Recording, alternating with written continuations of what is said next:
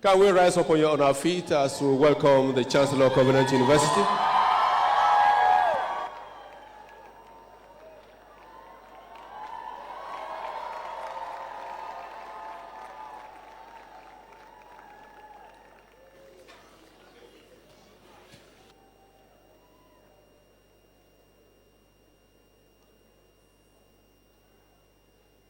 You're welcome, sir. Please, let's put our hands together as we welcome him to the microphone. Amen. Praise the Lord. Give the Lord a big hand and take your seat.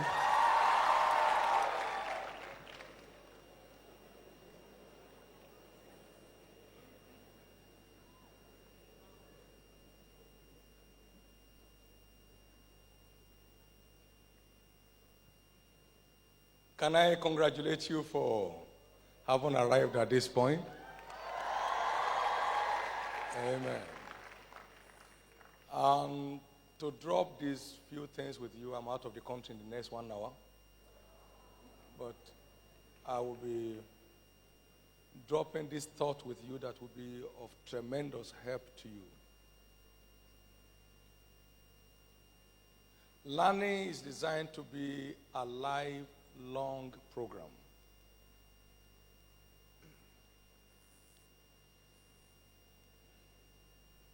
A wise man is strong, yea, a man of knowledge increases strength. Proverbs 24, verse 5. When your quest for learning stops, your relevance ceases. That is what is called peak learning.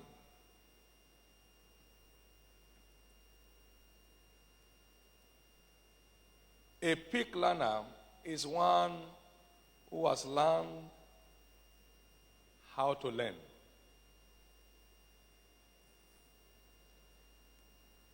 Peak learners never cease seeking for new ideas, information, concepts, etc. Peak learners have a different objective about learning.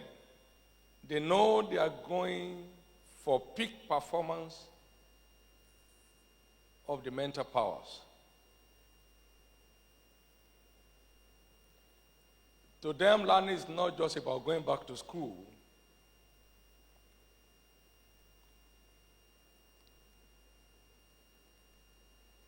To sit in the classroom and listen to the teacher. It has little to do with tests and grades.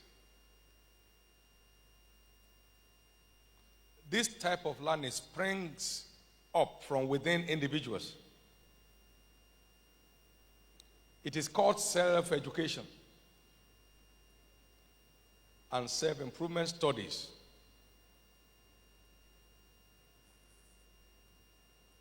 Which are sparked up by the joy of learning and acquiring knowledge.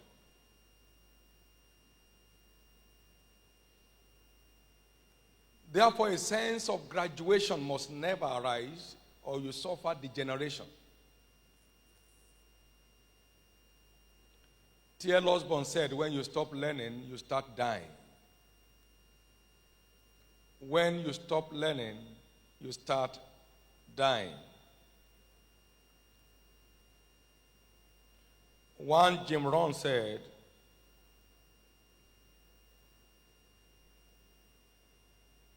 formal education will make you a living, but self-education will make you a fortune.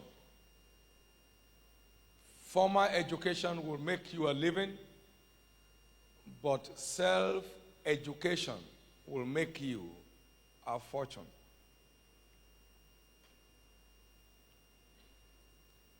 So there are multitudes today that are only making a living Very few strike at the gold mine of fortune.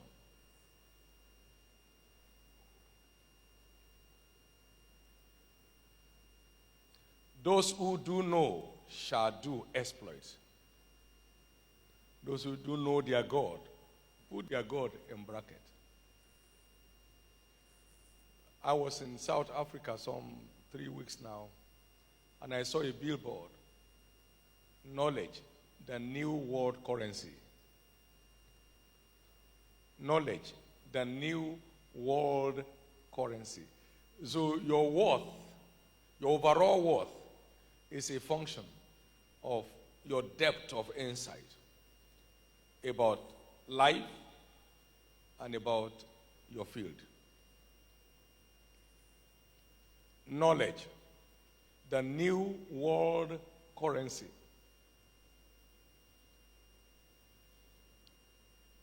I looked at it from the car and I said, it's not new. It's only been discovered. Knowledge has been the ancient world currency, and civilization always traces, investment in knowledge all through history. But because this part of the world is has thought that getting a degree equals being educated, no. Being current is what makes an educated person. You are certificated with degrees, but you are educated with current knowledge. And that's a lot of effort. That's you drilling yourself into the things you are doing. Can you get this for me?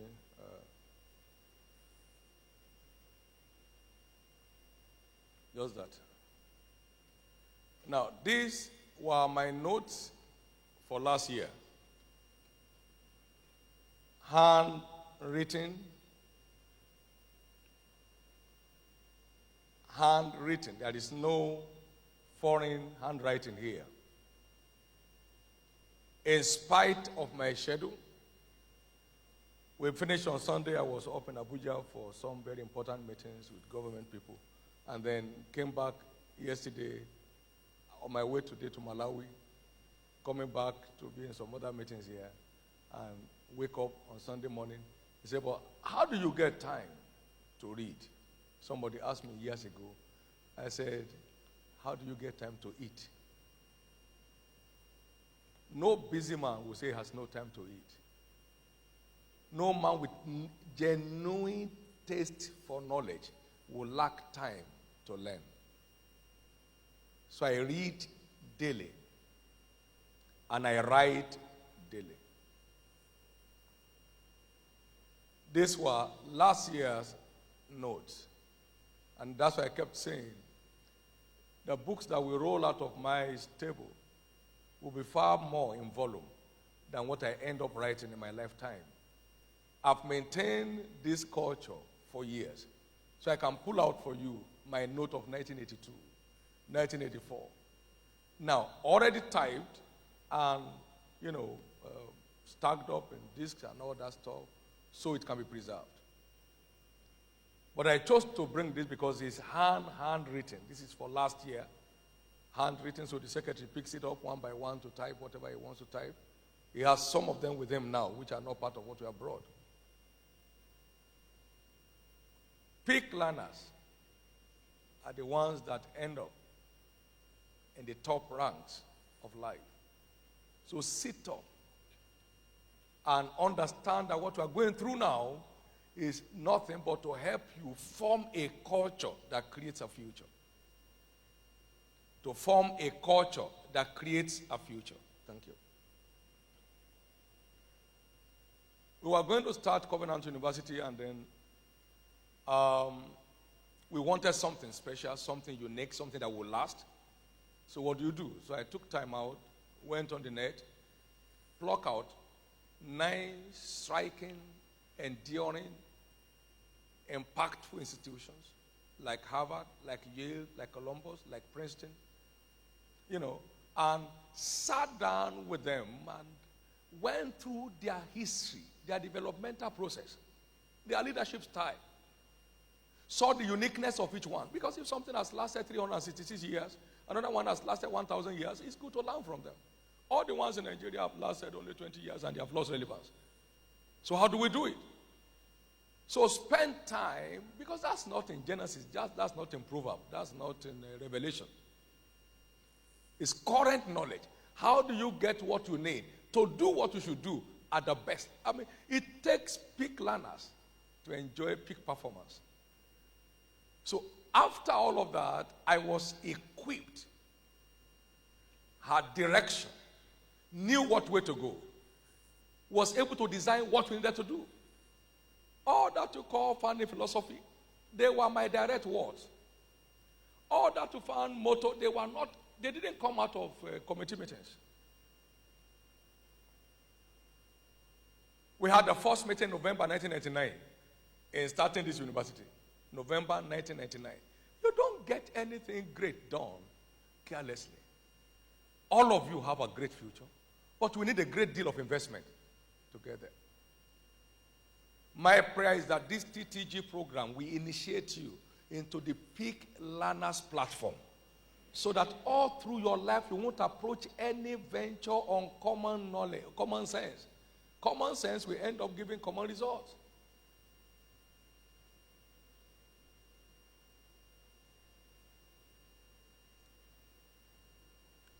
This church today has made some bit of impact around the world.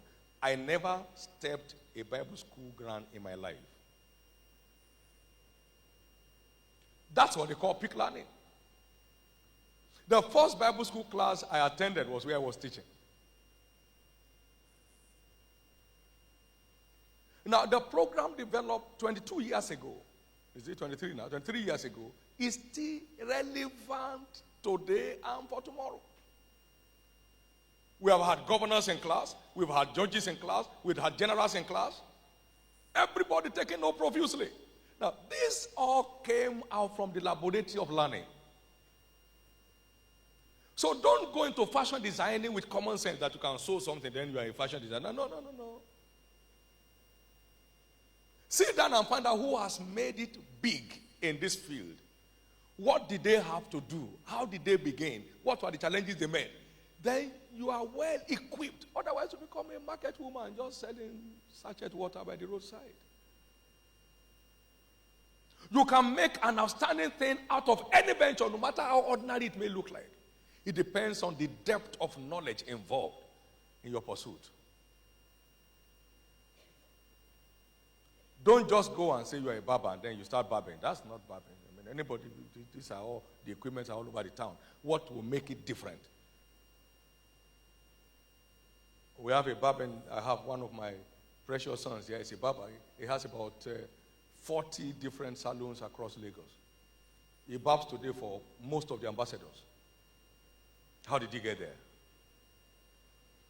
They carry their head to shop. And yet somebody else has been there for 20 years and nothing is happening because he's just approaching on common sense. On the way to my place in Lagos, I used to see some northern people selling tea, in the night at 1 a.m. So I asked myself, do you use common sense? Who is passing now?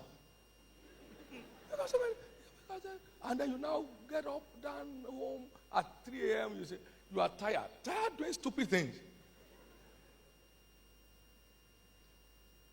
So you don't have a choice. What you are coming out with at Covenant University is certificate. Education is what you acquire after you have left here. And that is what will define your ultimate position. So get ready. I am not looking forward to you just making a means of livelihood. I'm looking towards you making many live through ingenuity, innovation, creativity, and a value-driven lifestyle by a tireless investment in learning. Then you'll be on your way taking your lead.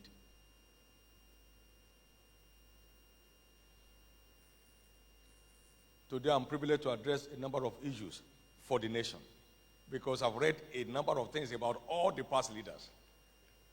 All of them. from Azikwe, Tafawa Balewa, Amadou Bello, Awolowo. I have plenty of those talks. All the lectures of Ojukwu during the war, fantastic brain, unusual intellectual. That will make a professor emeritus anywhere. He was emotionally profound. All those lectures were given off papers. And you can't imagine the content involved in that. Today I speak to all militant group leaders in the country. Say, hey, come in here. Let's look at it. You can't keep on doing this. If you keep on doing this, this is what we end up. This is where you end up. This is what the suffering will be like. It's important for you to know there is nothing you will get out of life except by the power of knowledge. So wake up and wake up. I've said across the nations, you are either building a library or you are building a mortuary without knowing. You are either building a library or you are building a mortuary without knowing. You are either building a library or you are building a mortuary without knowing. I started buying books since I was 20. And I'm sure a number of you are 20 already. And some of the books I bought when I was 20 are still on my shelf today. Not for decoration, for consumption. For consumption. I bought books one time, and I think I've told you before, worth $9,600. Then, 1987. $9,200 will buy you 2 good Nigerian kind of cars. Then, and something humorous happened. My wife said, what did you come back with? Because it's all boxes just coming. And I said, come and see.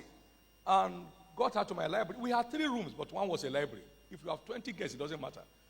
There is a library secluded. It's an altar where future is created. That is not negotiable with anybody.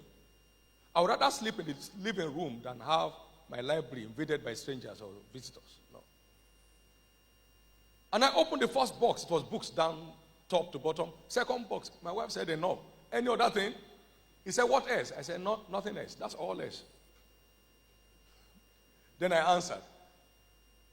I said, the content of these books, if understood by me, can make me a manufacturer of the things I will have bought.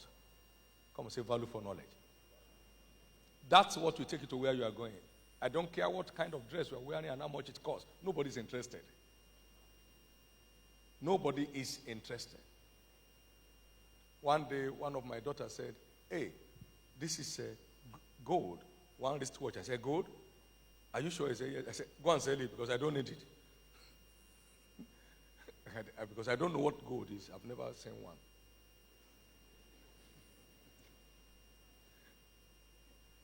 It's so interesting for you to order your priorities as you live here. You must never lose value. God will not be pleased with you if you lose value. Everything to make you a peak learner has been put into you. Now go and do it. And that will help you. And a learner is always with a note. He takes note of lessons learned. That's what makes a learner. It's not just a casual reader. A learner does not lay his back on the bed. Did you read like that to pass your exams? No. No. A learner has a candle, has a desk, has a chair, and has a note. Paul the Apostle said, bring for me the books that I forgot when I was in Troas, and especially my notes. I can play with it.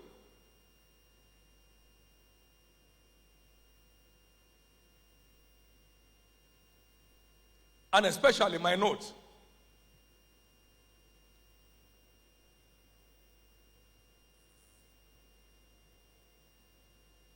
The sign of a true learner is one with a note. Those who think on paper think better. Those who think on paper think better. Those who think on paper think better. The challenge of continuous learning is this. There are no exam timetable. The exam comes at you and to you anytime. So it depends on how equipped you are. He said, if your strength fails in the day of battle, then your strength is little. Proverbs 24 verse 10. Then your strength is small. If you faint in the day of battle, then your strength is small. Before I got married, I read 8 books on marriage. And they were not common in those days. You have to go looking for them. There's one very famous author called Walter Trowbridge. Walter Trowbridge wrote a number of volumes on marriage. One of the popular ones is I Married You. And, I kept reading and searching. What are the reasons for the challenges in homes? Are they avertable? What does it take to avert them? And then, so I wasn't married just to have a ceremony. I was married with a working knowledge of what it means and how to make it mean it. And today it's working. Has been working from day one till now. So you don't rush into you are going to get married. Are you equipped to be successfully married? How much knowledge have you acquired in making it work? Do you have a working knowledge of marriage?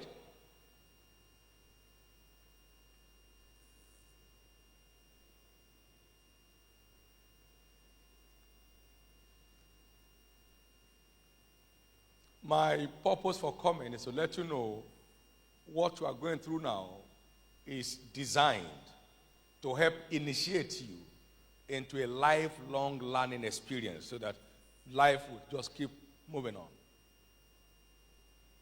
Everybody that is anybody, anywhere in the world,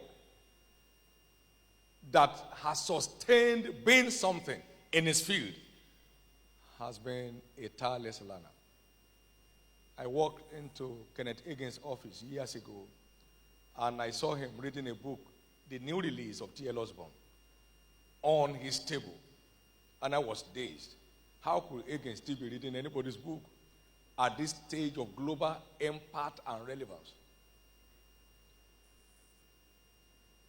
I've been around with T.L. Osborne a number of times. I was there twice last year. And then their former swimming pool had been leveled out and turned to a library in his 80s. That is to enlarge the library. They leveled out. He leveled out the swimming pool and turned it to a library, and his bedroom opens straight to the library. So he doesn't need to go on any journey. He just move from his room, and then books here, books here. And the volumes of his archives in his lifetime are like this.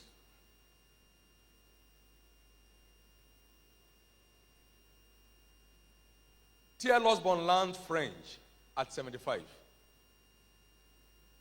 And now preaches in French in crusades. He learned Spanish at 79. And reads and ministers in Spanish language fluently. So what is a young person doing, for God's sake? That's why you cannot afford to join the multitudes roaming the streets. You have more than enough to do. You have more than enough to do. We went to Israel last year in search of current knowledge in agriculture in preparation for the takeoff of Landmark University. And right now, the university has not started, the farm has started. And we have 500 acres slated for the farm. And they'll be moving out tons of grains and all that stuff from that place across the nation. This is what Paul said. All the depth, both of the wisdom and the knowledge of God, how unsearchable are his ways and his paths past finding out. Romans 11:33. That is, God remains eternally unsearchable. We just continue to increase in our search. And there is no end to searching. And the more you find, the higher you fly. Thy words were found, and I did eat them, and thy words became the joy and rejoicing of my heart. Mayowa was with me in Conakry. You saw the soldiers? The soldiers line up the two sides of the plane to usher us into that nation. We had multitude of them that followed in the hotel and slept outside there, yet we don't speak their language. Those who do know their God, they shall be strong and they shall do exploits. I've written about 66 books or titles. We just ordered in 500,000 copies to restock. Second batch this year. But there is nothing I've read that I need to read because there are things I already knew. So let me read what I've not known.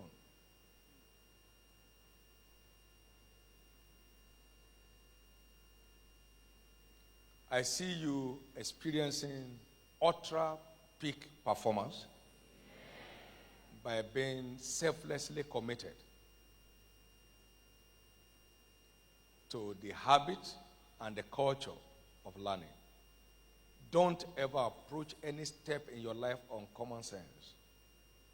Because like begets like, you can only get common results. There are too many common men because most people are just operating by common sense. It is common sense that makes a common man. An uncommon man would need access to an uncommon knowledge. You need uncommon sense not to be a common man. And that's the way it works. So Covenant University didn't come to produce because God said so, but because there was adequate equipment to make it so. Everybody was driving along a particular direction to make it so. February 21, 2000. 2001, I addressed the advisory council. I think Rotimi was there in Gateway Hotel. Okay. And one professor, Onimade of UI, he stood up after my address and he said in all his years in academics, he's never had university structure and administration stated the way I've stated it. He said, let me first congratulate you. Now, that's our professor emeritus. He's a professor of economics of many years standing, a renowned professor of economics. But he has never sat down to find out how universities are run because that's not his field. Now, having read all those stuff, it was easy for me without looking at any note to do anything I want to do. Go for it. You will be so excited about your life. I know you are loaded with too many things. Don't let them die with you. Those things must bless your generation. And all you need to do is to dig around them with knowledge and water them and put fertilizer. And you see them just surging. Your parents will be so excited. The world will celebrate you. And you'll be happy that you are not wasting your life. I said to people recently, I said, one thing I want to thank God for is that I have not wasted any aspect of my life. No. I'm traveling now. There's a bag going with me, and that bag is a bag of books. It stays with me. If that bag is not there, if you have traveled 2 hours, we'll fly back. Because that is where my fuel is. And I don't want to faint when I get to where I'm going. So I must go with my refueling system and then recharge and keep myself on. But when in Cape Verde, almost 75% give their life to Christ. That's almost everybody. They were in Guinea-Bissau. There was nowhere to put them. They all rushed to the front.